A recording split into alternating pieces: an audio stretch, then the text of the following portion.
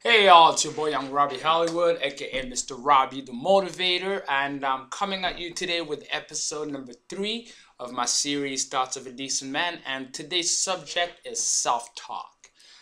So what's self-talk? Self-talk is defined mainly as the conversation that goes on constantly in between both your ears. It's a well-known fact that everybody has heard that saying, "Life is perception." So how you see it in here is exactly what happens out here. So uh, a lot of the people that attend my seminars and talk to me via emails and stuff like that, the subject has come up of self-talk, and the main question that keeps getting brought up is, how do I regulate my self-talk? Am I supposed to monitor each and every single one of my thoughts? And today I'm going to elaborate on how to be able to cultivate a positive self-talk, how to be able to cultivate an internal dialogue that actually is conducive of success, conducive of you getting where you want to be, having an actual internal dialogue that does not hold you back from going after your goals or going after what you want. But first, I want to kind of go into a bit of details about how your inner dialogue works and how it's literally the most important things that is conducive to your success, is how you see yourself in here, because that's what dictates what happens out here. So the reason why self-talk and what you say to yourself is very, very important is because your brain really has no idea of what's real and what isn't. The information that it interprets and how, and the reaction and the chemicals that it releases upon a situation is solely based on what you say to it. So an internal self-talk is very important because it dictates whether your nervous system is firing up the right neurons in order to be able to come up with a solution or come up with the idea or whatever it is that you're looking for, in order to bring a solution to your problem. So that's where self-talk comes into play, is being able to give the brain a certain level of understanding of the severity of any situation that you may be faced with. Um, so the reason why it's of the utmost importance to make sure they have a positive self-talk, because the more positive your self-talk, the more your nervous system and your brain is empowered to find solutions. I'll give you an example that has happened to many people, and where really self-talk comes in play. And I'm sure each and every single one of us has been in that situation where, for example, you've misplaced your keys or your glasses or whatever it is, and you end up looking for them everywhere, and all you keep saying is like, oh my God, I can't find my keys, or I can't find my glasses. And later on you end up finding those keys or those glasses somewhere that was so obvious, and somewhere that you looked at so many times but you couldn't see it. What happened in this instance is, by you admitting that you can't find those keys or you can't find those glasses, you give the signal to your brain to completely and utterly shut off the part of your nervous system that is supposed to recognize those keys, or that is supposed to recognize those glasses. So that applies to each and every single thing in life, right?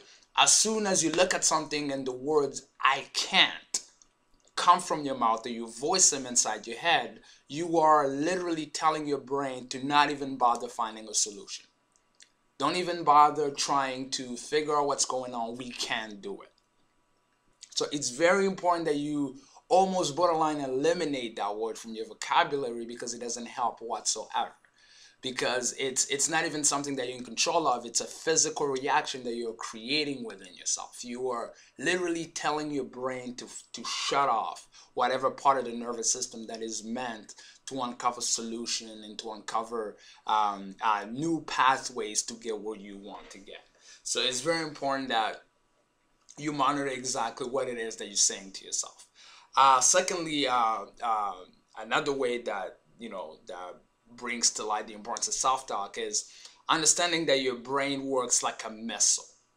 So what I mean by that, I don't know if you're familiar with what's called the reticular mechanism in your brain. So what it is I give you a brief an example that is related to missiles themselves. I don't know if you've seen, but like there are missiles that can follow a target. So target moves to the right, missile moves to the right. Target moves to the left, the missile moves to the left. So your brain operates in the same manner. And I'll give you an example that you'll be able to understand. Have you ever bought like a car or an outfit or whatever it is, but then suddenly as soon as you bought it, you started seeing that car, that outfit everywhere? It's not because that car, that outfit was not everywhere before. The difference is now your brain actually is programmed to recognize it when it sees it, because your brain normally is programmed not to have you notice everything. You can't notice everything. If you notice everything, you'll go absolutely crazy.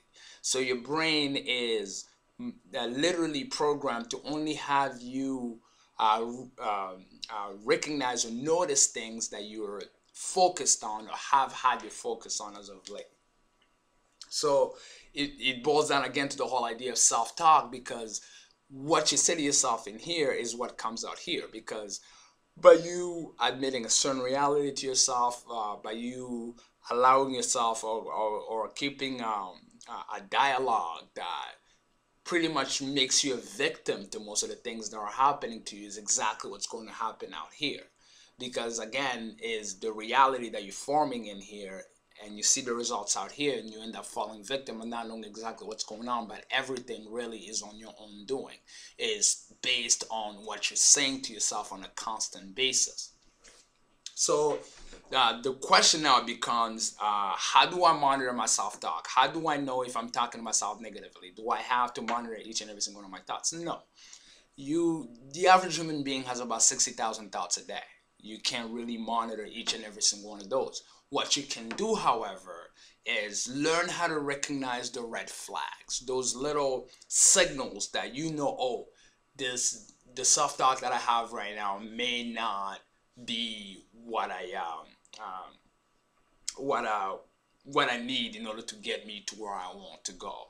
So, for example, if you know that you are in the habit of, whenever something is not adding up, you're in the habit of saying words like, "Oh, fuck, this is not working out," or "Oh man, I can't do this," or uh, I don't know if this is gonna work out. I don't think I want to do this. So by learning to recognize when those words do pop up in your head and saying to yourself, oh, what am I doing right now? Is my self-talk really conducive of success, and is it really going to take me where I want to go? By learning to recognize those red flags, then you can immediately change your train of thought from there.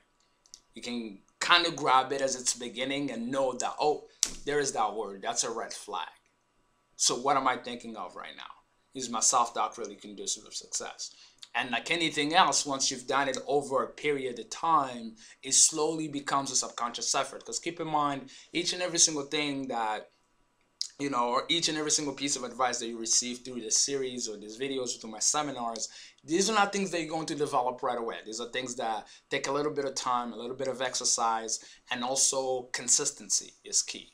Consistently being able to keep up with those red flags or the little things that are popping up until it becomes a subconscious effort. You don't even have to consciously do it. Your mind, just solely on a subconscious standpoint, recognizes those red flags and is able to change your self-talk right away. Now, one of the best ways that I have found to get away from negative thinking is gratitude. Right? Whenever, let's say, for example, during the day I find myself discouraged or facing a task that I feel is overwhelming to me to a certain extent, and I can feel it beginning a dialogue in my mind that I'm not comfortable with, my solution is always to adapt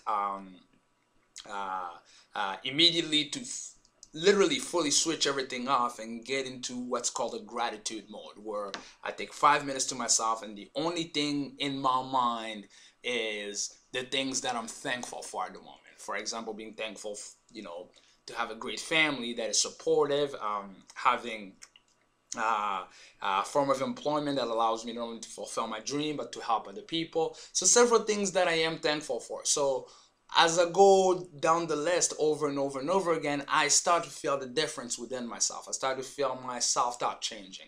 Suddenly now, whatever issue that I was facing is not as tremendous as I thought it could be compared to all the blessings that, God has given me in my life. And if we all look thoroughly, we can really find a lot of those things that we tend to take for granted, things that we don't recognize every day, that maybe not a lot of people do have, that we were graciously offered by God and seem to kind of put a blind eye onto. So gratitude is one of those ways really to be able to change your inner self-talk and be able to create a different conversation in your mind away from that negative thinking that may be pulling you back and may not be helping you towards reaching out for your dreams and grabbing them and doing the best that you can possibly do.